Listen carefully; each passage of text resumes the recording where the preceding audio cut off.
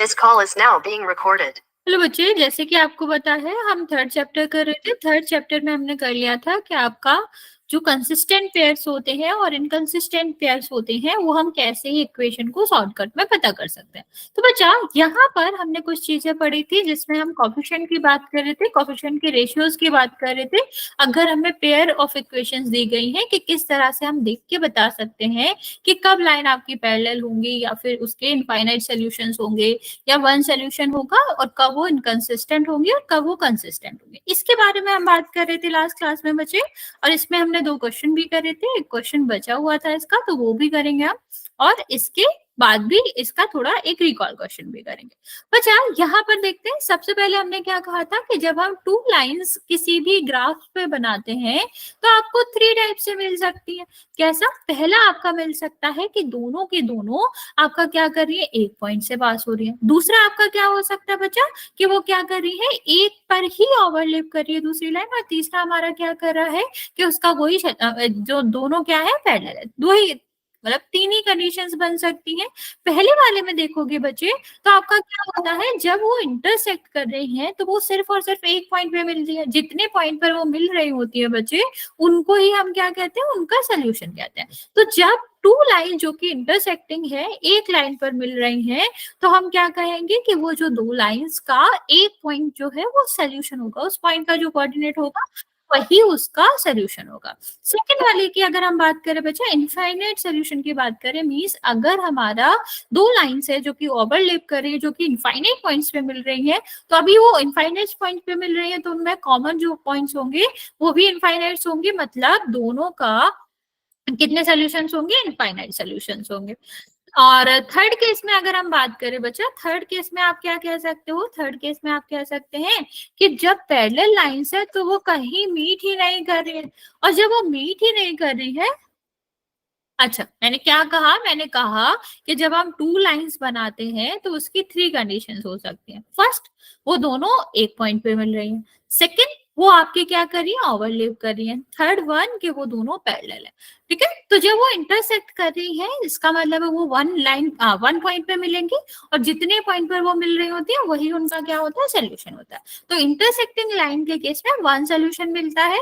और जब हम फाइनाइट सोल्यूशन की बात करते हैं तो आप क्या कह सकते हो कि दोनों का दोनों आपका क्या कर, आपकी इनफाइनाइट पॉइंट्स में मिलेंगे तो इनफाइनाइट सोल्यूशन हो जाएगा। अभी हम नो सोल्यूशन की बात करेंगे तो वो क्या हो जाएगा बच्चा, क्योंकि पैरेलल लाइंस किसी भी पॉइंट्स पर आपस में मीट नहीं करती तो वो क्या हो जाती है, उनके कोई सोल्यूशंस ही नहीं होते। अभी यही हम पूरा सॉल्व करके तो नहीं बता सकते, ऐसा तो नहीं है हम पूरा ग्राफ बनाएंगे और फिर बताएंगे, लेकिन बता सकते हैं, वो भी एक मेथड है। लेकिन अगर हम शॉर्टकट में बताना चाहें तो आप क्या कह सकते हो, आप कह सकते हैं कि उनके कॉफिशिएंट से बता सकता है। तो पहला वाला अगर हम देखें, 2 हमें इक्वेशन दी गई है, हम उसके क्या करेंगे, कॉफिशिएंट्स निकाल लेंगे। ए वन वाले जो है A1 B1 और C1, ये हमारे क्या ऐसे है, पहली वाली इक्वेशन के एक इक्वेशन के, और दूसरे वाला जो आपका है वो आपका क्या हो जाएगा, वो दूसरे वाले इक्वेशन के। तो बच्चे अगर हमारा कोफिशिएंट ऑफ x जो है उसका रेशियो कोफिशिएंट ऑफ y के रेशियोज के इक्वल नहीं होता है तो इसका मतलब है कि वो दोनों इंटरसेक्ट कर रही हैं और एक ही पॉइंट पे मिल रही है। और जब वो एक पॉइंट पे मिल रही हैं तो हम उनको क्या कहते हैं, कंसिस्टेंट। कंसिस्टेंट का मतलब होता है बच्चे कि जब आपकी इक्वेशन, गुड इवनिंग बच्चे, का एक तो सोल्यूशन हो ही, अगर वो कोई भी सोल्यूशन रखती है तो हमारा क्या हो जाता है, वो कंसिस्टेंट हो जाता है। तो पहले वाले में आप क्या कह सकते हो, एक सोल्यूशन है तो कंसिस्टेंट होगा। अभी सेकंड वाले की बात करेंगे बच्चे, तो अगर हम यहाँ पर रेशियोज कैलकुलेट करें तो आप क्या कह सकते हो, A1 divide by A2, V1 divide by V2 और C1 डिवाइड बाई C2, ये रेशियोज हैं, ये सारे ही इक्वल है। और जब सारे ही रेशियोज इक्वल होते हैं तो उसका मतलब होता है कि जो लाइन है वो कॉन्सिडेंट है या फिर ओवरलैप करिए। और थर्ड वाले की बात करें बच्चे, तो थर्ड में आपका क्या होता है, A1 divide by A2 is equal to V1 divide by V2 तो होता है, लेकिन C1 डिवाइड बाई C2 नहीं होता। तो इस केस में आपका क्या होगा, जो कोफिशिएंट है x और y के, जो आपके वेरिएबल्स के कोफिशिएंट है वो तो सेम है, वो तो आपका ठीक है, वो हो जाएंगे, इक्वल हो जाएंगे, लेकिन जो आपका कांस्टेंट का है उसका रेशियो नहीं होगा। ठीक है, तो इस कंडीशन में हमें कोई सोल्यूशन ही नहीं मिलते हैं और जब सोल्यूशन नहीं मिलते हैं तो इनकंसिस्टेंट कहते हैं। ध्यान से याद रखना बच्चा कि अगर हम A1 डिवाइड बाई A2 वाला रेशियोज ले रहे हैं, मतलब हम सिर्फ और सिर्फ वेरिएबल वाले रेशियोज ले रहे हैं और जो इक्वल नहीं है, उस केस में सिर्फ और सिर्फ वन सोल्यूशन होता है। दूसरा हमारा क्या होता है, अगर सारे रेशियोज इक्वल है तो हमारे उस केस में इनफाइनाइट सोल्यूशन होते हैं, और जब हमारे आपका जो कॉफिशिएंट है किसके, वेरिएबल के, वो तो इक्वल है लेकिन कांस्टेंट वाला जो रेशियो है वो इक्वल नहीं है, तो उस केस में आपका क्या होता है, कोई सॉल्यूशंस नहीं होते। ठीक है, इतना समझ आ गया बच्चा? यहाँ तक किसी को कुछ पूछना है तो पूछ सकते हो, वरना फिर हम आगे चलते हैं, इसका क्वेश्चन करेंगे एक दो। ओके ओके बच्चे, एक चलिए फिर हम इसका क्वेश्चन करते हैं। क्वेश्चन है क्या, यहाँ पर हमने इक्वेशन दे रखी है, कंडीशन दे रखा है, उससे देखकर आपको बताना है कि आपका जो भी यहाँ पर जो सॉल्यूशंस होंगे वो किस तरह का सॉल्यूशन होगा, होगा कि नहीं होगा। बस बचा एक सेकेंड,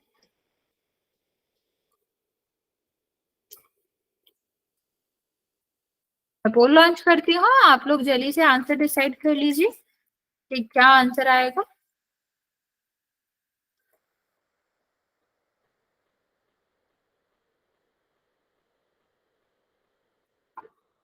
यस बच्चों, बस एक सेकेंड,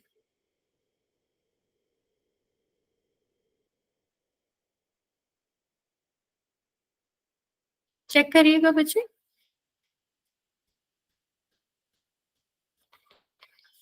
कर दिया मैम। ओके, वेरी गुड,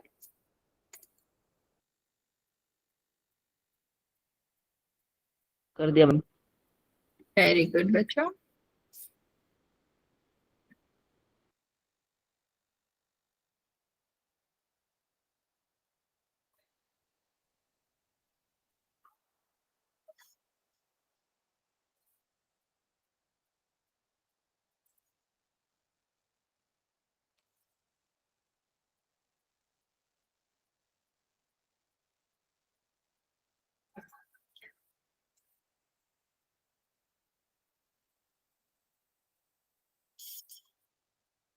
बच्चे थोड़ी देर वेट करेंगे, मेरी साइड रिफ्लेक्ट नहीं कर रहा है अभी भी।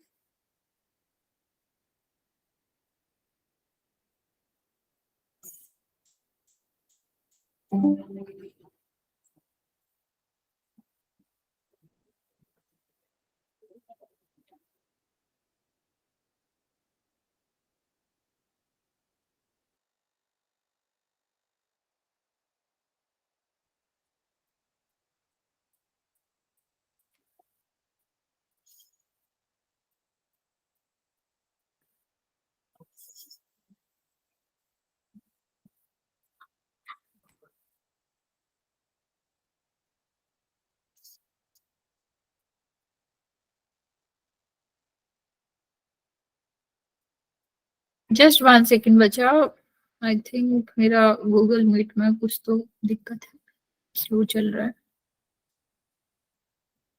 मुझे अभी भी तुम लोगों के रिस्पॉन्सेस नहीं दिख रहे हैं।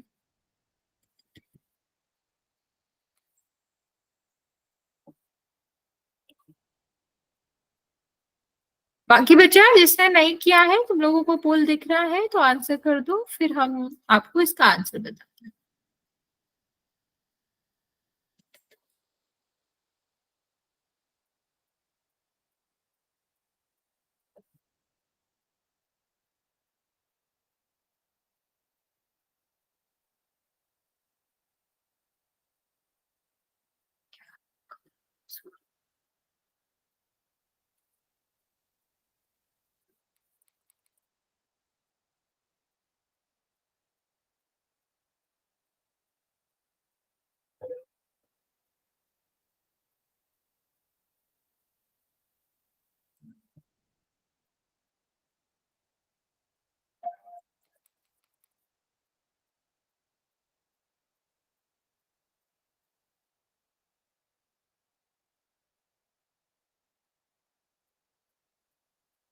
जस्ट वन सेकेंड बचा।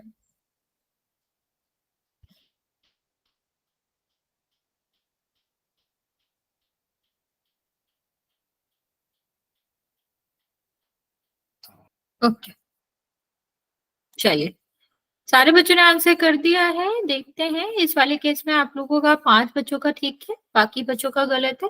देखो क्या करना था, यहाँ पर अगर हम देखें तो आप कह सकते हो कि यहाँ आपका A1 और B1 वाला रेशियो तो ठीक है, इक्वल है, लेकिन जो C1 वाला रेशियो है वो इक्वल नहीं है। और अभी हमने कहा था कि अगर हमारा क्या रहता है, आगे वाले जो A1 और B1 है जो आपका वेरिएबल है उनका रेशियो इक्वल है और बाकी रेशियो इक्वल नहीं है, तो उस केस में क्या होता है बच्चे, उस केस में आपका दोनों लाइंस पैरेलल होती है, मींस कोई भी सोल्यूशन नहीं मिलता। तो इसका आंसर क्या होएगा बच्चा, कि कोई भी सोल्यूशन नहीं है। ठीक है, देखो हमने आपको अभी भी बताया था, मैं रिपीट कर देती हूँ, ये आपको याद रखना है। एक और क्वेश्चन करेंगे हम इसका।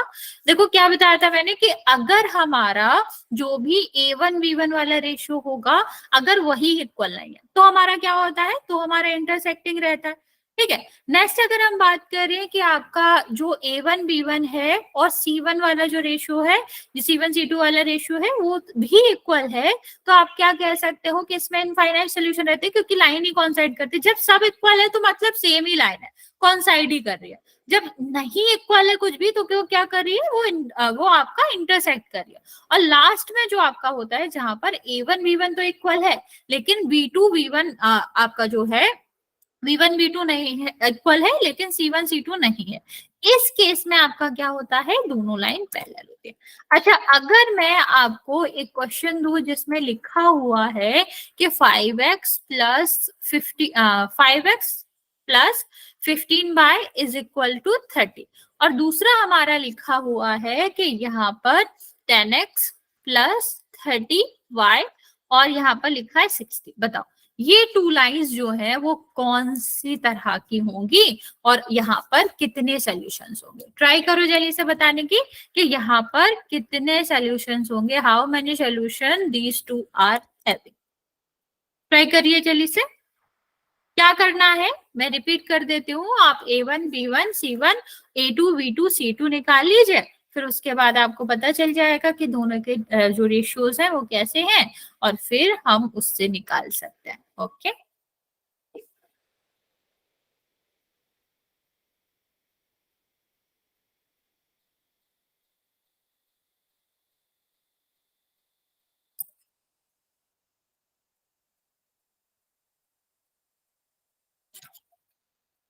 बाकी बच्चे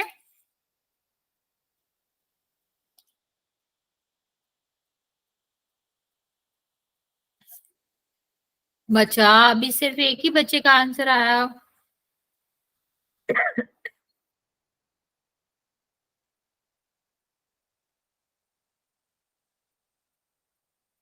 ओके,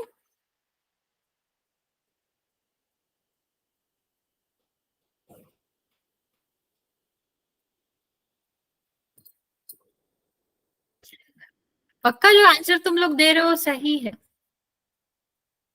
देखो मैं तुम्हारी हेल्प करती हूँ। यहाँ देखो, यहाँ आपका पैरेलल था, पैरेलल की कंडीशन और इसकी कंडीशन क्या सेम होगी?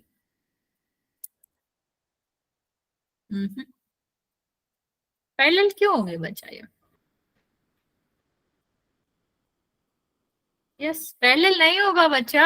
पैरेलल में क्या होता है, पैरेलल का कंडीशन होता है A1 divide by A2 is equal to V1 divide by B2 is, यहाँ पर जो आपका रहता है वो इक्वल नहीं होता, लेकिन यहाँ आप देखोगे ना A1 आपका जो है वो है कितना 5, V1 आपका कितना है 15 और C1 कितना है 30। अभी इस साइड लेना है तो -30 हो जाएगा और नॉर्मली लेना है तो देखो C निकालने के लिए ना, अगर हमें सिर्फ और सिर्फ रेशियोज निकाला तो जरूरी नहीं है आप पूरा इस साइड करो, बस इतना ध्यान रखना कि अगर हमारा C एक साइड इस साइड नहीं होना चाहिए, एक उस साइड होना चाहिए, दोनों एक ही साइड होगा तो वैसे भी वही होएगा, क्योंकि अगर दोनों प्लस है तो प्लस ही रहेंगे, इधर आएंगे तो माइनस रहेंगे, माइनस माइनस वैसे भी कट जाएगा, तो कोई इतना इश्यू नहीं है। यहाँ पर देखो A2 आपका कितना है 10, यहाँ पर B2 कितना हो जाएगा 30 और C2 कितना हो जाएगा 60। अभी यहाँ पर रेशियोज निकालोगे आप तो कितना आएगा 5 divide by 10 is equal to 15 divide by 30 और 30 डिवाइड बाय 60। अगर हमने दोनों इस साइड भी लाए होते तो माइनस माइनस हो जाते। तो यहाँ देखोगे आप कितना हो जाएगा, एक 1/2, यहाँ पर देखोगे 1/2 और यहाँ पर भी 1/2। जब बच्चे यहाँ पर आपका क्या हो गया, सारा ही 1/2 आ रहा है, मतलब सारा ही आपका क्या है, इक्वल है, सारे रेशियो इक्वल है। तो बच्चे जब सारा इक्वल होता है उसका मतलब होता है लाइन ही एक ही है। लाइन ही एक ही है का मतलब कि कॉन्साइड कर रही है, और कॉन्साइड कर रही है तो हमें इनफाइनाइट सॉल्यूशंस मिलते हैं। तो यहाँ पर आपका इनफाइनाइट सॉल्यूशन होगा। ठीक है। अब अगर मान लो इस तरह से मैंने कुछ दिया होता कि 5x + 7y is equal to 25, और यहाँ पर मैंने दिया है आपको 7y + 5x is equal to 30। अभी इस कंडीशन में क्या होगा, जल्दी से ट्राई करो, देख के आपको पता चल जाएगा। जल्दी से बताएंगे कि यहाँ पर क्या आंसर होगा।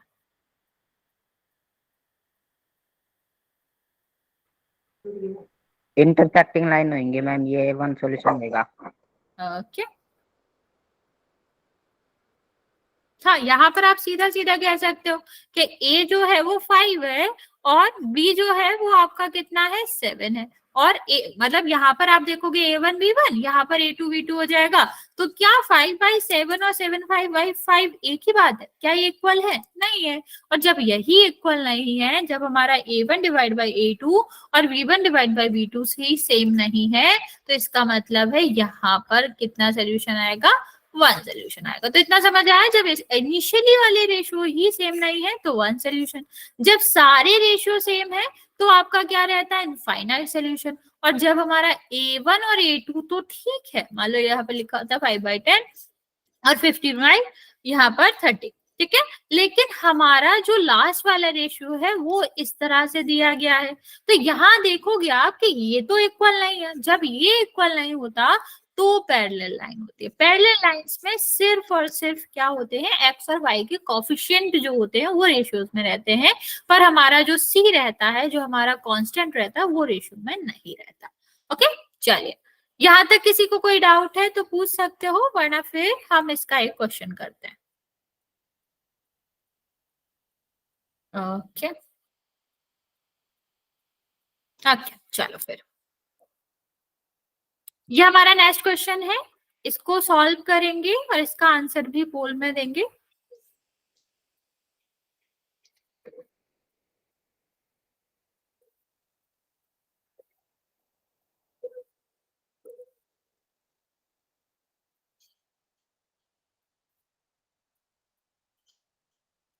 चलिए मैं पोल लॉन्च कर रही हूँ बच्चा, आई होप अभी आपने सॉल्व कर लिया होगा। सॉल्व कर लिया होगा तो आंसर कर दीजिए।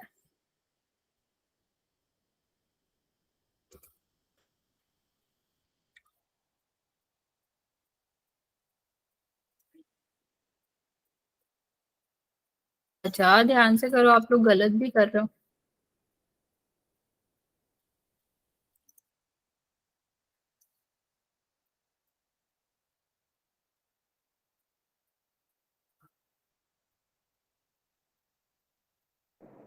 कर दिया मैम। ओके बच्चे,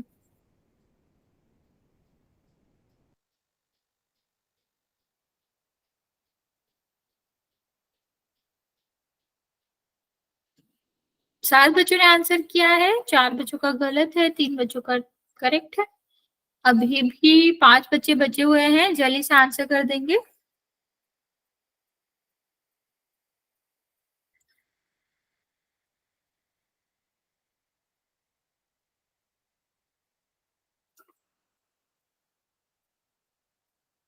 ओके, लास्ट 30 सेकेंड बचे, जिसने भी आंसर नहीं किया है कर दो जल्दी से।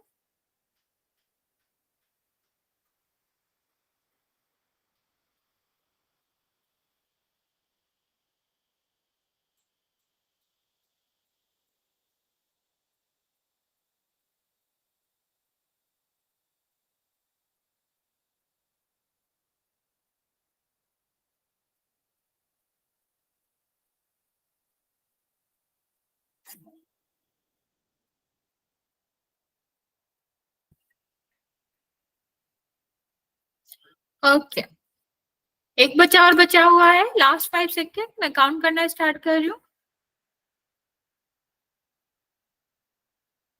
5 4 3 2 और 1। 10 बच्चों ने आंसर किया है, 5 का सही 5 का गलत। बच्चा इसमें तो क्या ही कंफ्यूजन था आपको। देखो 6 यहाँ पर है, यहाँ पर कितना है 2, ठीक है, यहाँ पर कितना है -3, यहाँ पर कितना है -1, यहाँ पर कितना है 10 और यहाँ पर कितना है 9। अभी देखो 2 से ये डिवाइड करेंगे कितना आएगा 3, ये देखो माइनस माइनस कट जाएगा, ये कितना आएगा 3 और ये तो कटेगा ही नहीं। तो मतलब A1 वाला जो रेशियो है, A और B वाला जो रेशियो है वो तो इक्वल है, लेकिन C वाला रेशियो इक्वल नहीं है। और जब इस ऐसी कोई कंडीशन आती है तो हम क्या कहते हैं कि दोनों लाइन पैरेलल थी, ठीक है। और पैरेलल वाले में कोई सोल्यूशन नहीं होता क्योंकि वो कहीं भी नहीं मिलती, और जो मिल ही नहीं रही है वो क्या ही सोल्यूशन देंगी। तो आंसर इसका बी था, ठीक है। आपका आंसर ए नहीं था, आंसर बी था। नेक्स्ट हम बात करते हैं बच्चे, क्या हम इसका ग्राफिकली मेथड भी लगा सकते हैं जिससे हम लीनियर इक्वेशन सॉल्व कर सकते हैं। ये हमने देख लिया, इससे हमने सॉल्यूशन निकाल लिया।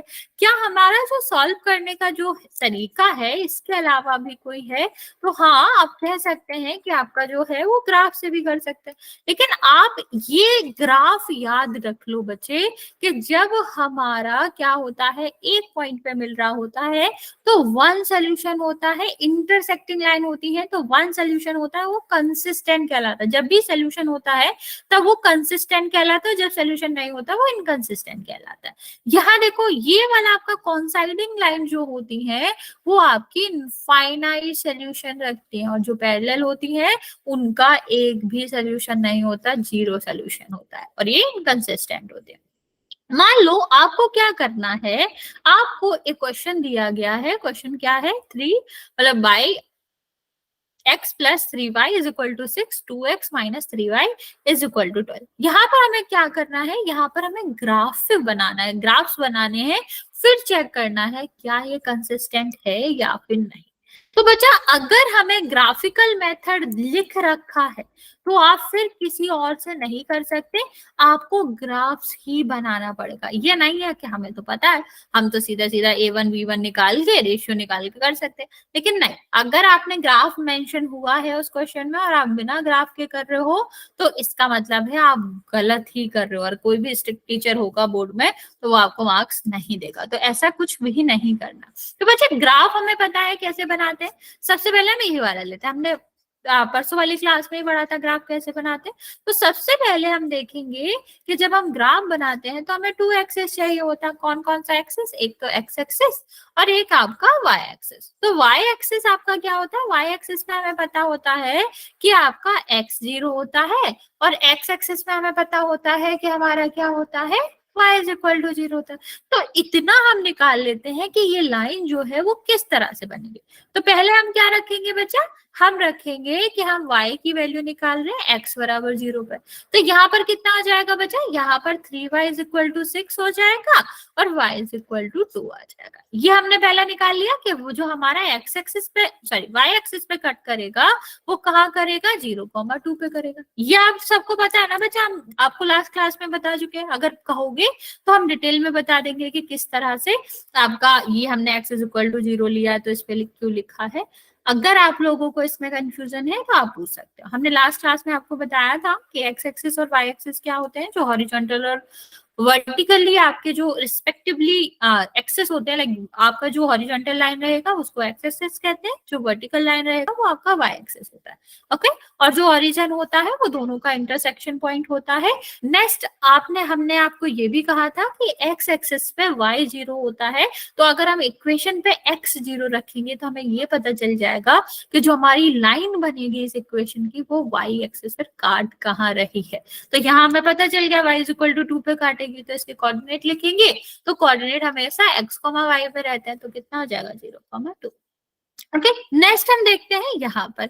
अगर हम यहाँ पर ही किसकी बात करें कि ये वाली लाइन x पर कहाँ काट रही है, तो हम क्या करेंगे, x एक्सिस पे तो y 0 होता है, तो कितना हो जाएगा, ये x इज इक्वल टू 6, मतलब ये यहाँ पर कहीं पे काटेगी, जो कि आपका क्या है, जो कि आपका 6,0, ठीक है। इसकी हम एक लाइन बना देते हैं ताकि हमें पता रहे। तो हमें जब भी ग्राफिकल मेथड चाहिए होता है, सबसे पहले हम निकालते हैं कि हमारा एक्स और वाई पे कहाँ कट कर रहा है, फिर हम निकालेंगे कि हमें जो ग्राफ्स बनाएंगे, हम लाइन का ग्राफ बनाएंगे, वो कैसे बनता है, ठीक है। अब हम दूसरी वाली लाइन को लेते हैं। इतना समझ आया बच्चा? पहली लाइन हमने कैसे बनाई वो समझ आ गया? अगर यहाँ किसी को कुछ समझ नहीं आया तो पूछ सकते हो, वरना फिर हम दूसरी लाइन वाला ट्राई करते हैं। किसी को कोई डाउट बचा? फर्स्ट लाइन कैसे बनी है इसमें? ओके ओके, चलो दूसरी लाइन के बारे में देखते हैं। तो क्या है बचा? 2x minus 3y is equal to 2 is equal to 12। तो यहाँ पर अगर हम 0 रखेंगे तो कितना हो जाएगा? 3y इज इक्वल टू 12, और y इज इक्वल टू कितना आ जाएगा? माइनस 12/3। इसका आ जाएगा 4, माइनस का 4। अभी माइनस का 4 y की वैल्यू है, तो आप क्या कह सकते हो? आप कहोगे कि ये डाउन साइड जाएगी। ये सबको पता है ना बच्चा कि जब हम किसकी बात करते हैं, जब हम पॉजिटिव और नेगेटिव की बात करते हैं, तो y का अपवर्ड साइड जो होता है वो पॉजिटिव y एक्सिस होता है, और जो हमारा क्या रहता है, जो आपका डाउन साइड रहता है, डाउनवर्ड रहता है, वो क्या रहता है? नेगेटिव y एक्सिस रहता है। अभी यहाँ पर हमने देखा कि जो हमारी y की वैल्यू आई वो कितनी आई? वो माइनस में आई। तो हमें माइनस वाला वैल्यू लेना पड़ेगा, और माइनस डाउन साइड ही हम उसको रिप्रेजेंट कर सकते हैं। तो ये क्या हो जाएगा बच्चा? ये हो जाएगा 0,-4। नेक्स्ट हम यहाँ पर देखते हैं, तो कितना हो जाएगा? 2x, और ये आपका 0 है, इज इक्वल टू 2, 12। तो कितना हो जाएगा? 12 डिवाइड बाई 2, 6 आ जाएगा। मतलब नेक्स्ट हमारा पॉइंट जो है वो कितना होगा बच्चा? वो हमारा होगा 6,0। अभी 6,0 तो यही है, ठीक है। तो ये क्या हो जाएगा? हमारी जो लाइन जाएगी वो इस तरह से जाएगी। ग्राफ बनाना समझ आया कैसे करना होता है? हमें ज्यादा कुछ नहीं निकालना होता, हम सिर्फ इतना पॉइंट कर लेंगे कि एक्स एक्सेस पे कहाँ काट रही है, वाई एक्सेस पे कहाँ काट रही है। आपको हर एक सोल्यूशन नहीं निकालना पड़ेगा, आपको हर एक पॉइंट नहीं पता करना पड़ेगा जहां इस इक्वेशन का क्या होगा? सोल्यूशन होगा। तो हम सिर्फ और सिर्फ एक्स और वाई की वैल्यू निकालेंगे और उसको प्लॉट कर देंगे। अगर हम आपको ग्राफ में दिखाएं तो किस तरह से दिखेगा? 1 सेकेंड। ये हमारी एक्स, ये वाली लाइन जो है हमारी, वो ये है 2x प्लस 3y। और अगर हम सेकेंड वाली लाइन की बात करें बच्चा, तो सेकेंड वाली लाइन आपको किस तरह से दिखेगी? इस तरह से दिखेगी, ठीक है। वही हमने ड्रॉ किया था। अभी आप यहाँ से क्लियरली देख सकते हो कि दोनों ही लाइन किस वाले पॉइंट पे मिल रही है? 6,0 पे मिल रही है। तो यहाँ से तुम क्या कंक्लूजन निकाल सकते हो? ठीक है, वो जो पॉइंट है 6,0 है, जहां पर दोनों ही मिल रही हैं, फिर ये दोनों अलग अलग डायरेक्शन में जा रही है, तो अभी तो मिलेगा नहीं, और दोनों अलग अलग डायरेक्शन से आ रही है। तो इससे तुम क्या कंक्लूजन निकाल सकते हो बच्चा?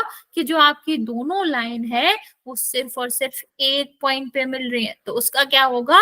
उसका सिर्फ और सिर्फ एक सोल्यूशन होगा। तो आप सीधा सीधा कह सकते हो, क्योंकि ये एक पॉइंट पर मिल रही है, तो इन दोनों का एक ही सोल्यूशन होगा, और वो सोल्यूशन होगा क्या? 6,0, यूनिक सोल्यूशन होगा, ठीक है।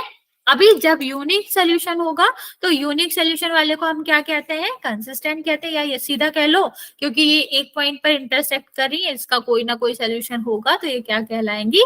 कंसिस्टेंट कहलाएंगे, ठीक है। और जो पॉइंट ऑफ इंटरसेक्शन है वो पूछा जाए तो 6,0 हो जाएगा। यहाँ तक समझ आया बच्चा? ग्राफ वाला मेथड कैसे करता है? हमें कुछ नहीं करना, हम एक्स और वाई वाला पॉइंट निकाल लेंगे। हम ये निकाल लेंगे एक्स एक्सिस पर और वाई एक्सिस पे कहाँ कट कर रही है, दोनों से हम क्या करेंगे? प्रॉपर लाइन ड्रॉ करेंगे। और हाँ, कोई भी हाथ से नहीं करेगा, क्योंकि अगर आप टेढ़ा मेढ़ा कर दोगे ना, तो मिल भी रहा होगा तो वो नहीं मिलेगा। तो ऐसा नहीं करेंगे, प्रॉपरली उसको ड्रॉ करेंगे और फिर देखेंगे वो कितने पॉइंट्स पे मिल रही। तो इस वाले ग्राफ की कंडीशन में वो एक पॉइंट पे मिल रही थी, तो हमने क्या करा? उसका जो सोल्यूशन आएगा वो 1 सोल्यूशन आएगा, और 1 सोल्यूशन वाले को हम क्या कहते हैं? हम यहाँ पर उसको कंसिस्टेंट कहते हैं। चलो अभी तुम लोग जल्दी से ट्राई करो और बताओ, ये जो आपका है ग्राफ से ही बताना, ठीक है। ग्राफ बनाओ इसका और बताओ ये कंसिस्टेंट है या फिर इनकंसिस्टेंट है।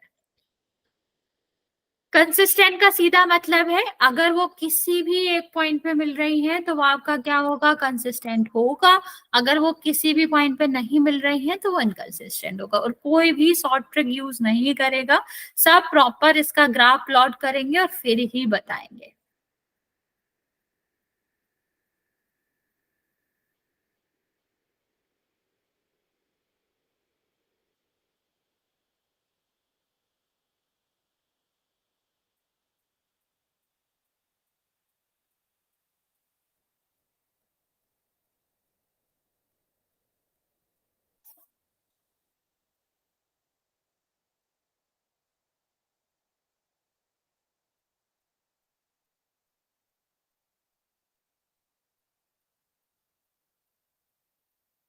ट्राई करो बच्चा, कौन सा है इसमें से ग्राफ बनाना। और वैसे तो आप नॉर्मली बता सकते हो देख के भी, लेकिन ऐसा करना नहीं है आपको, आपको प्रॉपर ग्राफ ही बनाना है।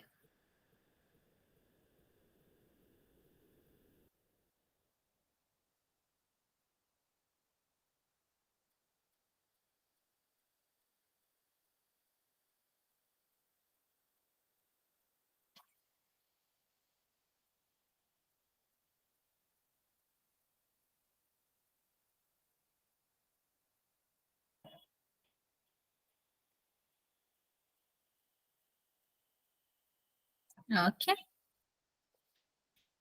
बाकी बच्चे जल्दी से ट्राई करो इसको। इनकॉन्सिस्टेंट होगा मैम ये। ओके, और ग्राफ बना के ही कराना है, ऐसा तो नहीं है कि तुम लोग शॉर्टकट अपना रहे हो। शॉर्टकट नहीं अपनाना, पूरा सॉल्व करना है, पूरा ग्राफ बनाना है।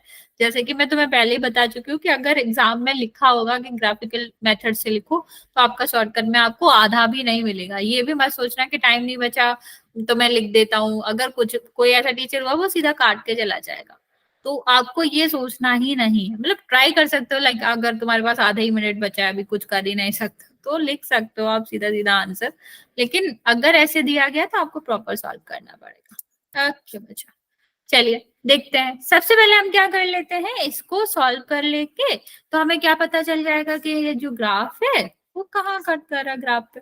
तो सबसे पहले बच्चा इसको सॉल्व करते हैं। तो यहाँ पर अगर हमने x 0 रखा है तो y की वैल्यू कितनी हो जाएगी 4। और अगर हमने y 0 रखा है तो x की वैल्यू कितनी हो जाएगी, ये भी 4 हो जाएगी। ठीक, तो हम कह सकते हैं कि ये दोनों ही आपका क्या होगा, ये आपके 4,0 और 0,4 पर कट करेंगे। ठीक है, ये हमारा पॉइंट हो गया 4,0। तो पहला वाला ग्राफ हम बनाएंगे तो किस तरह से बन जाएगा, इन दोनों को कट करके। अब नेक्स्ट वाला देखते हैं। नेक्स्ट वाले में भी यही है, अगर हमने x इज इक्वल टू 0 लिखा तो y कितना आएगा 2। और अगर हमने y इज इक्वल टू 0 लिखा तो x इज इक्वल टू कितना आएगा 2 आएगा। ठीक है, अब इसका ग्राफ बनाएंगे तो हमारा 2 तो इधर किधर आएगा आधे में, तो इस तरह से बन जाएगा। 1 सेकेंड। ठीक है, तो ये आपका क्या हो गया, ये वाला पॉइंट आपका हो जाएगा 0,0,2 और ये आपका कितना हो जाएगा 2,0। अभी यहाँ देखो, ये आपको लग रही है कि इनके, अब यहाँ से चेक करो ये आपका कितना सेपरेटेड है, 2 मीटर की या 2 यूनिट की डिस्टेंस पे। ये भी 2 मीटर की डिस्टेंस पे या 2 यूनिट की डिस्टेंस पे, मतलब इनके बराबर का जो गैप है। बच्चे सबको मेरी आवाज कट कट के आ रही है क्या?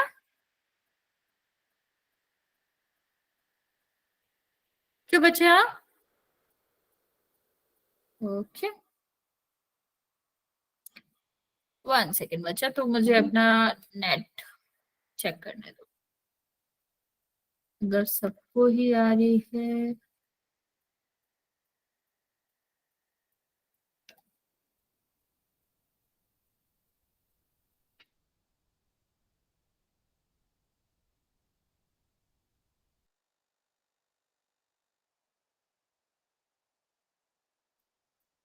क्या अभी भी कट के आ रही है?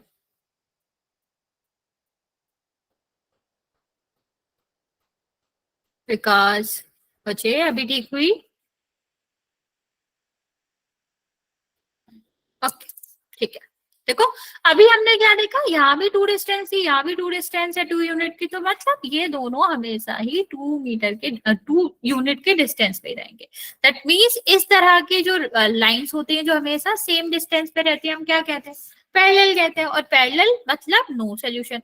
और जब नो सोल्यूशन होगा तो इस तरह के जो भी पेयर होते हैं हम उनको क्या कहते हैं, इनकंसिस्टेंट कहते हैं। ठीक है, तो हमें यही आपको ग्राफ बनाना था और ग्राफ से हेल्प से हम कर सकते थे। अभी प्रॉपर आप देखोगे तो आपको इस तरह से ग्राफ प्रोजेक्ट होगा, ग्राफ बनेगा, जिससे आप देख के बता सकते हो कि ये आपका कंसिस्टेंट है या फिर इनकंसिस्टेंट है। चलो नेक्स्ट क्वेश्चन ट्राई करो। इस वाले में बताओ कि ये आपकी कंसिस्टेंट होगी कि इनकंसिस्टेंट होगी। वही सेम हमारा पॉइंट है कि कोई भी शॉर्टकट यूज नहीं करेगा, ग्राफ प्लॉट करेंगे और फिर बनाएंगे। फिर मैं आपको प्लॉट करके भी दिखा दूंगी कि आएगा क्या।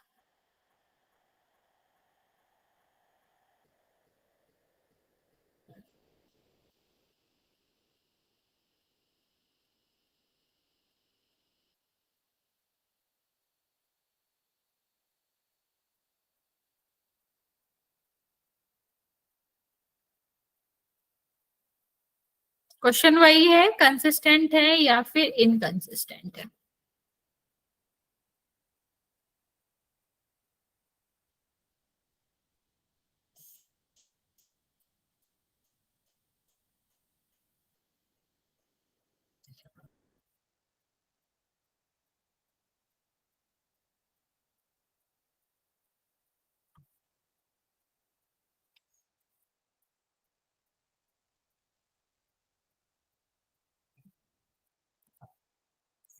क्या ठीक है, आंसर तुम्हारा ठीक है, लेकिन बचा क्वेश्चन में पूछा था कंसिस्टेंट है या फिर इनकंसिस्टेंट है।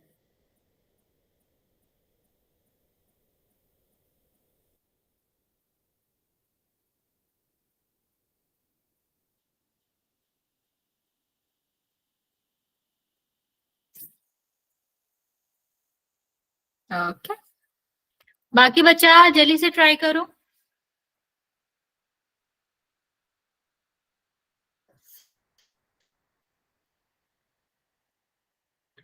ओके, चलो देखते हैं।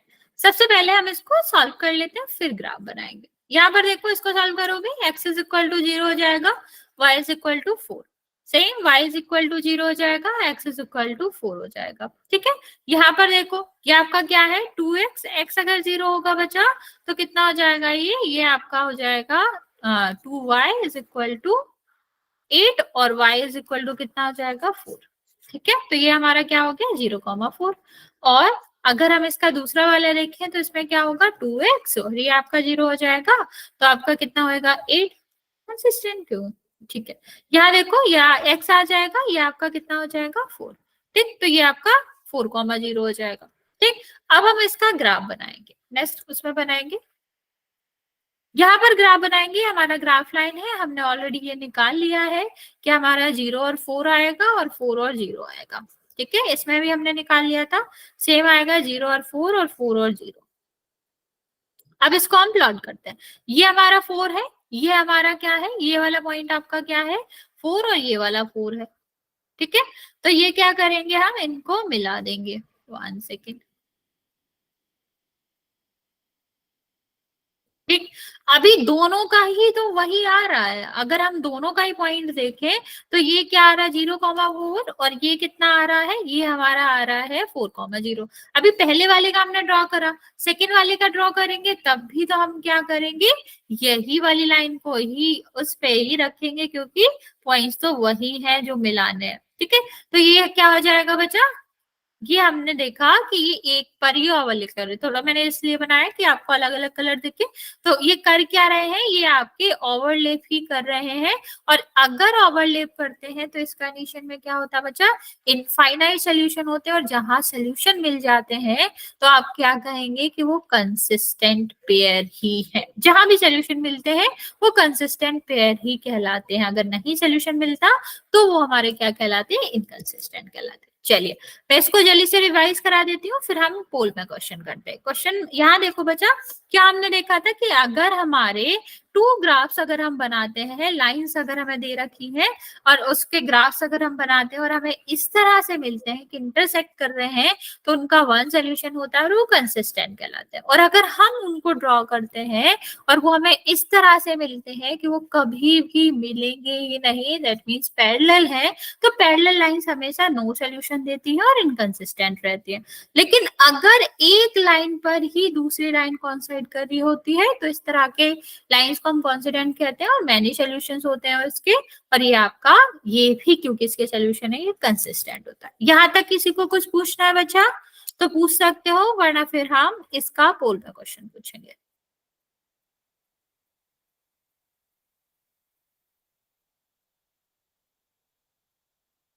ओके ओके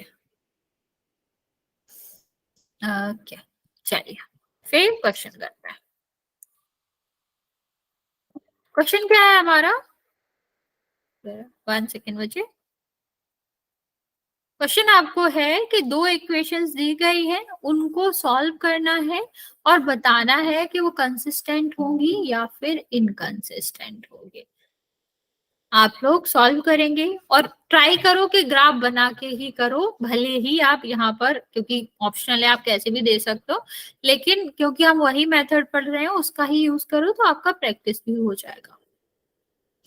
तो आप लोग ग्राफ बनाओ, मैं आपको इनफ टाइम दूंगी, प्रॉपर ग्राफ बना के ड्रॉ करके फिर आंसर दीजिएगा।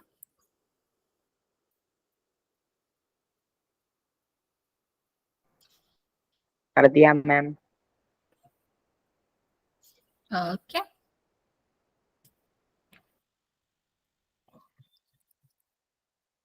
कर दिया मैम। ओके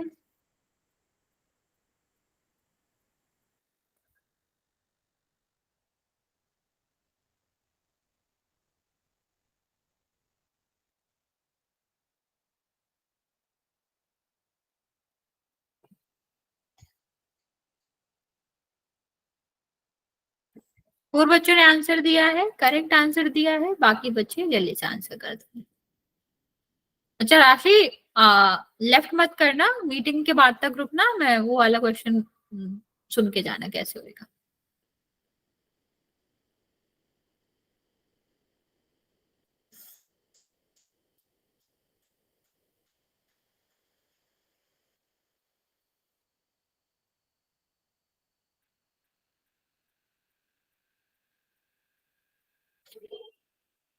बच्चा अभी भी 5 बच्चे बचे हुए हैं, जल्दी से आंसर कर देंगे।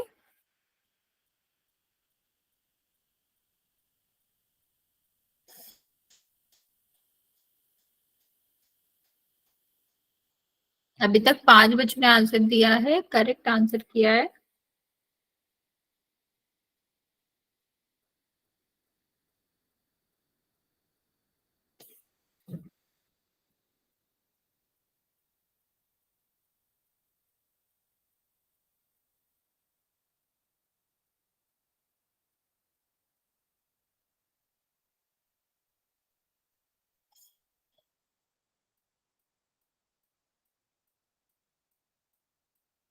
बच्चा जिसने आंसर नहीं किया है जल्दी से आंसर कर दो।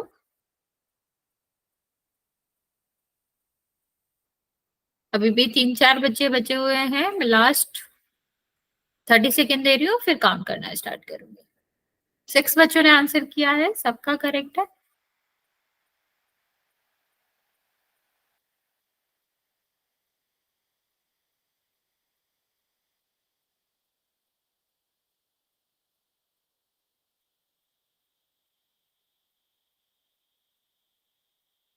ओके चलो काउंट करना स्टार्ट करियो बच्चा, जिसने नहीं किया है जल्दी से कर देगा। 5 4 3 2 और 1। 7 बच्चों ने आंसर किया है, 6 बच्चों का करेक्ट है। देखो अगर हम इसको आपको ग्राफ से बताएं तो आप क्या करेंगे, 1 सेकेंड, जगह नहीं है इधर ही बनाते हैं। देखो ग्राफ्स अगर हम बनाएंगे तो आप क्या करेंगे, सबसे पहले एक्स और वाई एक्सिस बना लो।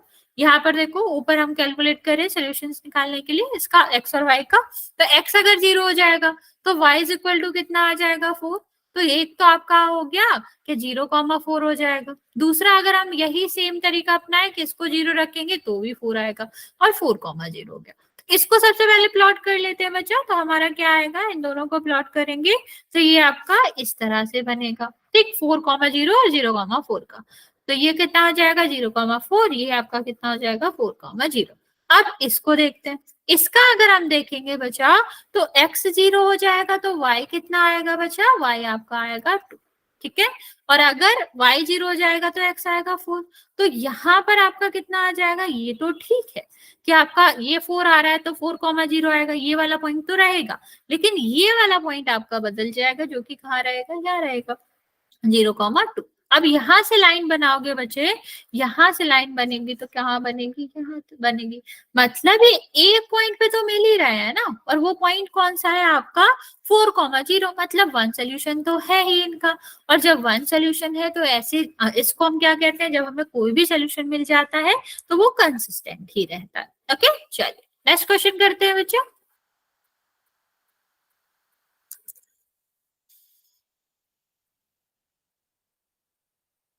राइट बच्चे,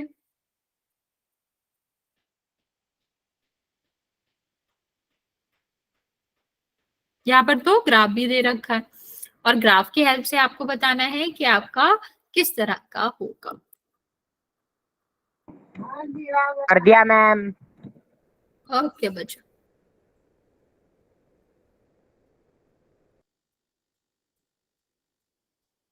तीन बच्चों ने आंसर किया है, करेक्ट आंसर है।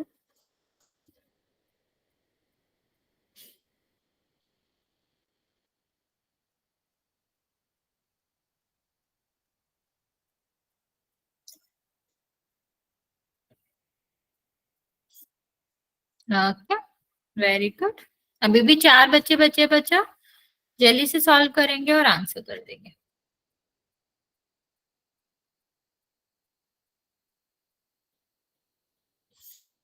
Very good.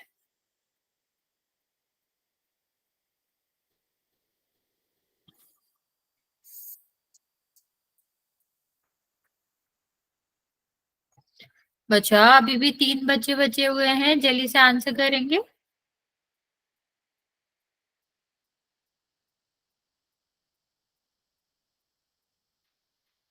लास्ट 30 सेकेंड दे रहे हैं।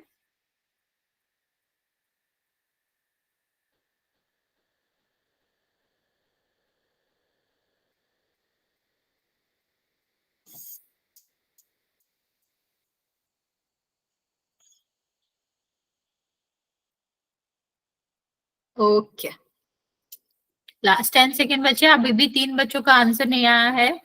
आप लोग जल्दी से आंसर कर दो बच्चा।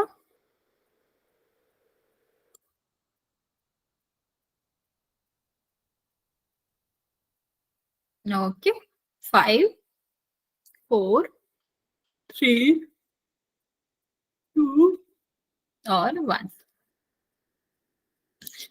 ओके, छह बच्चों ने आंसर किया है, छह बच्चों का भी सही है। आप देख सकते हो कि अगर हम इनिशियल में देखें तो आपका दोनों लाइंस के बीच में कितना डिफरेंस है, कितनी यूनिट का डिफरेंस है।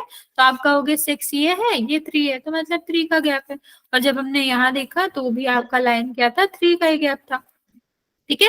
मतलब जो गैप है वो तो सेम ही रह रहा है, दोनों ही क्या होंगे, दोनों ही पैरेलल ही होगा, ठीक है। और जब पैरेलल होगा तो कोई सोल्यूशन नहीं होगा, और नो सोल्यूशन के केस में क्या रहता है, वो इनकंसिस्टेंट ही रहते हैं। नेक्स्ट टॉपिक की बात करें बच्चा, तो अभी नेक्स्ट टॉपिक में हम क्या पढ़ेंगे, जो कि आपका है कि हम इक्वेशंस को कैसे कैसे सॉल्व कर सकते हैं। जो मेथड है, अलजेब्रिकल मेथड है आपके इक्वेशन सॉल्व करने के, वो क्या क्या हो सकते हैं, किस तरह से हो सकते हैं, उसकी बात करेंगे बच्चे। अगर हम बात करें कि यहाँ पर आप जब इसको रीड कर रहे हो तो आप क्या कहोगे, ये √3 है, ये आपका क्या है 2√7, और यहाँ पर आपका क्या है 4 डिवाइड बाय 30, और ये क्या है 1/1/90, और ये क्या है 1.5 और 3.2।